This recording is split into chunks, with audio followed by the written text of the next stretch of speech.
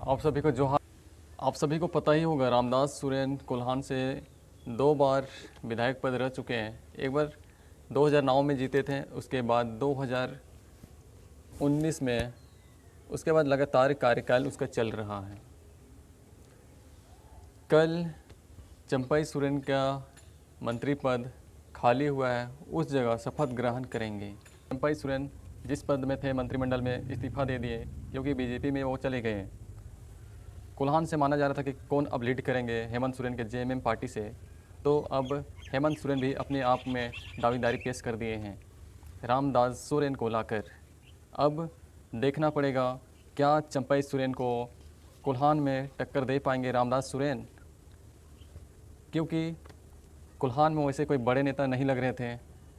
जैसे कि चंपई सोरेन को इससे पहले जिस तरह आज पूरे देश में जान रहे हैं उस तरीक़े से नहीं जाना जाता था, लेकिन जैसे ही मुख्यमंत्री पद पे हेमंत सोरेन बैठाएँ, हाईलाइट हो गए। और चंपई सोरेन भी तेज़ी से विस्तार पूर्वक से कर रहे थे।